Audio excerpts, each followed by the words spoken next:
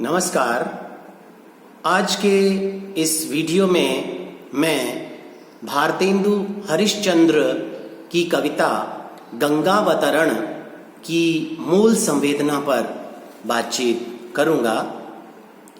भारतेंदु हरिश्चंद्र की कविता गंगावतरण में भारतेंदु जी ने गंगा के सौंदर्य का बहुत खूबसूरत चित्रण हमारे सामने प्रस्तुत किया है। गंगा एक नदी ही नहीं अपितु एक देवी के समान भारत में पूजी जाती है। गंगा की नई नई और एकदम स्वच्छ जलधारा हीरों के हार के समान सुशोभित होती है। जलधारा के बीच में जो बूंदें उछलती रहती हैं वे हीरों के हार के बीच बीच में पिरोई गई मणियों के समान लगती हैं। हवा के झकोरों से गंगा की चांचल्यमान लहरें एक के बाद एक निरंतर उठती और जल में विलीन होती रहती हैं। वे चंचल लहरें ऐसी प्रतीत होती हैं जैसे मानव के मन में एक के बाद एक इच्छाएं निरंतर जागृत होती रहती हों और समाप्त होती रहती हों। गंगा की जलधारा स्वर्ग तक पहुंचने वाली एक सुंदर सीढ़ी के समान है, इसलिए यह सभी के मन को भाती है और इसका दर्शन करने, इसके गंगा जल को पीने और इसमें स्नान करने की इच्छा सभी मानव रखते हैं। मानवों के दैहिक, दैविक और भौतिक तीनों प्रकार के तापों को या कष्टों को दूर करने की क्षमता गंगा में है।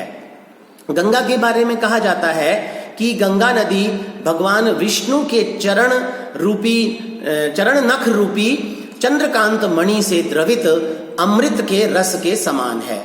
वह ब्रह्मा के कमंडल की शोभा है, संसार के कष्टों को दूर करने वाली है और देवताओं की सर्वस्व है। गंगा नदी भगवान शिव के सिर पर मालती की माला के रूप में सुशोभित है। यह राजा भागीरथ के कठोर तपस्या के फलस्वरूप हिमालय पर्वत से निकलकर पृथ्वी पर आई और यह हिमालय के गले के हार के रूप में दिखाई पड़ती है। गंगा की जलधारा के स्पर्श मात्र से राजा सगर के 60,000 पुत्रों का उद्धार हुआ। यह अनेक धाराओं में विभक्त होकर सागर तक जाती है और काशी को अति प्रिय मानकर गंगा नदी बड़ी ही आतुरता के साथ उससे मिलाप करती है।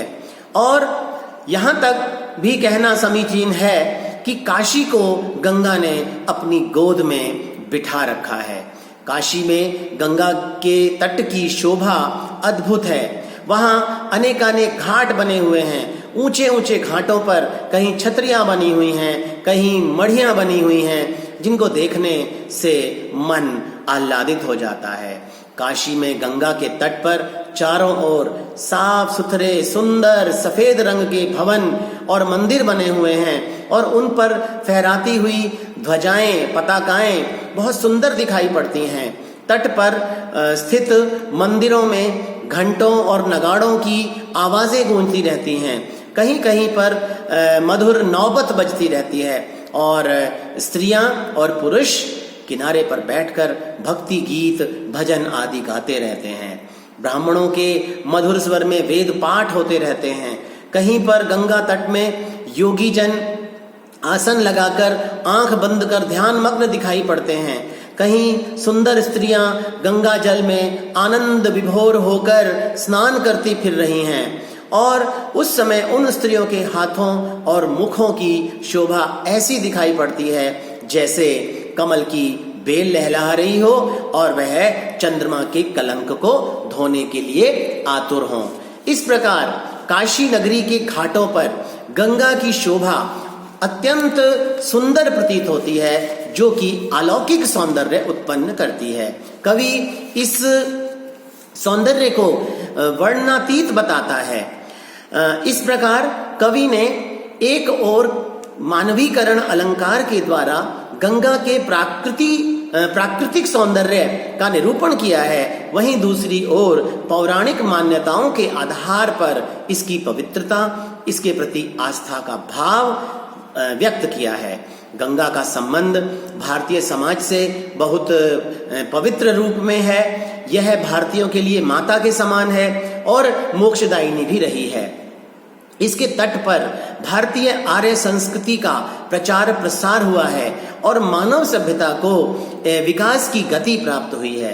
इस प्रकार गंगा नदी के जल प्रवाह को कवि प्राकृतिक सुषमा से मंडित दिखाकर हमारे सामने रखता है।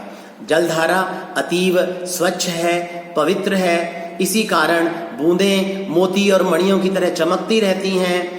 प्रसिद्ध नगर, तीर्थ और घाट गंगा के तट पर बने हुए हैं। काशी भी गंगा के तट पर बसी हुई है और वहां के ऊंचे ऊंचे घाट, छतरियां, मढ़ियां आदि घाटों की शोभा और बढ़ा देते हैं।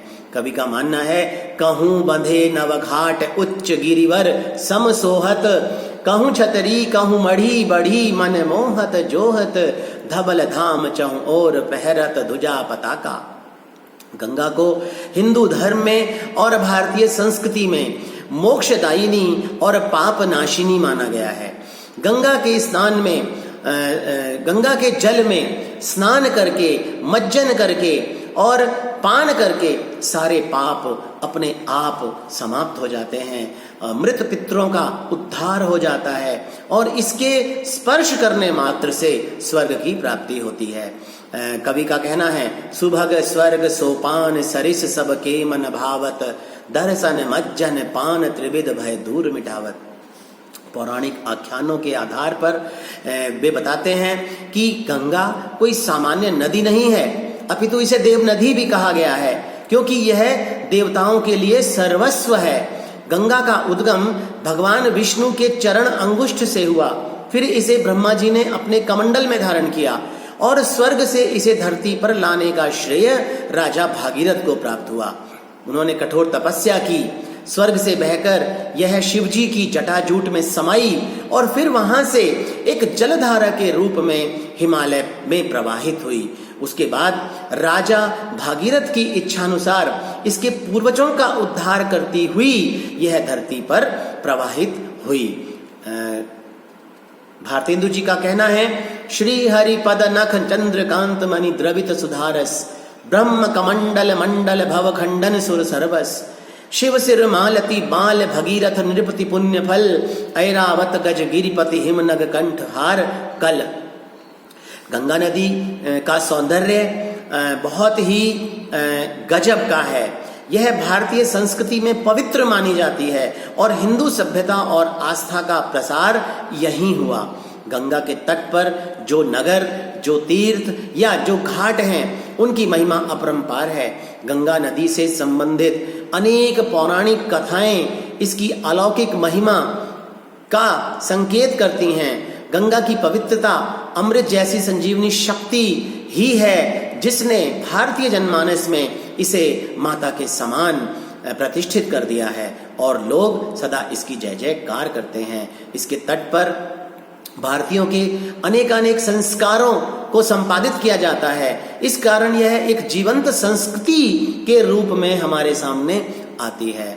इस प्रकार प्रस्तुत कविता में भारतेंदु ने गंगा नदी की जलधारा का अलंकृत मानवीकरण वर्णन और गंगा के सौंदर्य का चित्रण किया है, जो कि एक देवताओं के समान महिमामयी और भारतीय संस्कृति की प्रतीक है। ये भारतीयों की आस्था और विश्वास का प्रतीक है। इसकी महिमा और प्राकृतिक सौंदर्य ऐसा है जिसका वर्णन किया जाना संभव नहीं है। धन्यवाद।